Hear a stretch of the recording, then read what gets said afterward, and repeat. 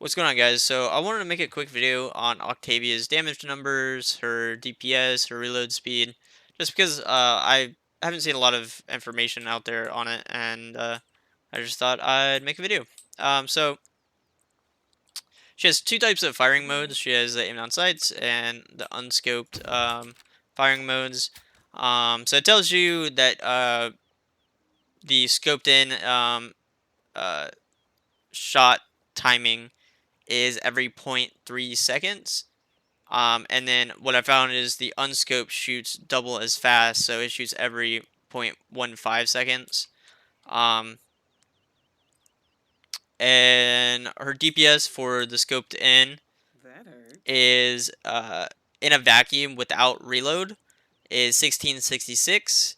And then the unscoped DPS shooting every 0.15 seconds for 200 damage is 1333. Again, this is without reload. So you can kind of think about this as like um, when you're getting in a fight with someone and you can kill them before you have to reload. Just think about like you're applying.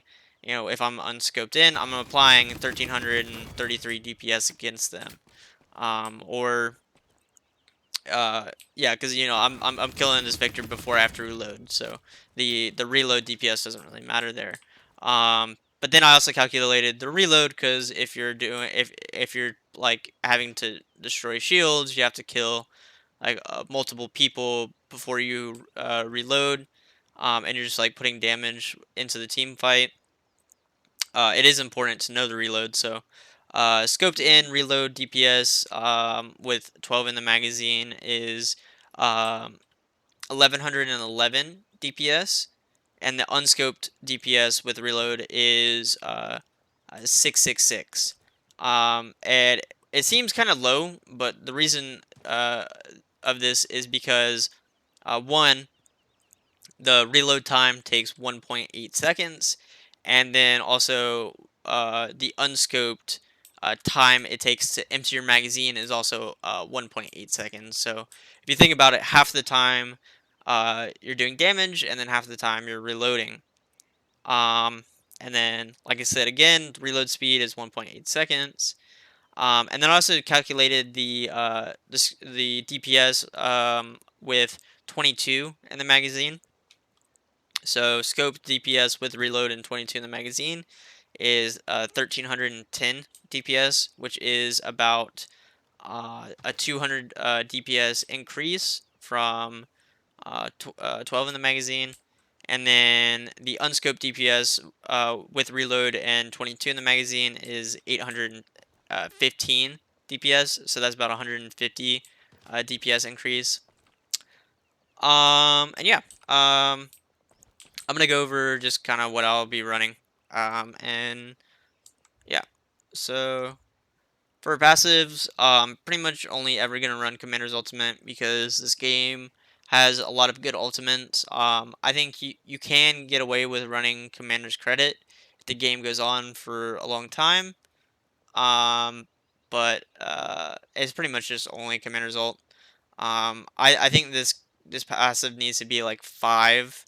Like, I mean, think about Geno's Luminary. Like, it was 15%, and they nerfed that down to 10%. I think this needs to be 5% because you're increasing all 5 of your teammates' ultimate by 15%. That's morale boost 1.5, and then you only need to buy morale boost 1 for 300 credits to get 25% ultimate charge increase. Like, that's just ridiculous to me. 300 credits for 25%. Anyways, Commander's cooldown is useless. Commander's shield is pretty much just rewarding you for dying. And, like, I mean, yeah, sometimes, like, it'll become like a trade battle. And you have to, like, you kill one guy and then die and get trades. But I just think that's dumb, like, rewarding people for dying. So, pretty much Commander's ultimate all the time. And I think you can get away with Commander's credit. Um, for talents, I think the two healing talents are useless. Like, this is 1,000 health. every 18 seconds. That's just nothing to me, to be honest. Um, like if I need to get healed, I'm gonna throw my distortion field down so that I can get healed by my teammate. Um, Same thing with um Hell or High Water. I think this really only lets you to get back into the team fight a little bit quicker. But I mean, yeah, I just think that's useless, to be honest. So I'm gonna be running Display of Force. There's for one, Commander's ultimate is just very strong right now. So might as well just because you have your alt more often, and because the other talents are kind of useless. Why not just have a better alt more often? Um, and I mean, what is it? It's an increase of 600 damage. Like that's pretty nice, and it cripples. Yeah, I don't know. I think this build is gonna be pretty strong. And there's also a card that increases your ultimate charge. So yeah, so we're gonna go over cards real quick. Of course, I'm running increase magazine by 10. This is pretty much a must for me. Even though 200 DPS doesn't sound that much of an increase, you have to think of it as like um, most of the time uh, it's burst damage. It's not that like team fights aren't that like you perfectly um trade like like I'm perfectly just only outputting 1600 DPS or 1300 DPS, and then the enemy team is constantly or like 100% absorbing that, and it's just a battle of numbers. It's not really about like a battle of numbers. This really just allows you to increase the amount of time that you're shooting, and it increases like your burst damage really. um, but it is kind of nice to know the DPS increase, I think.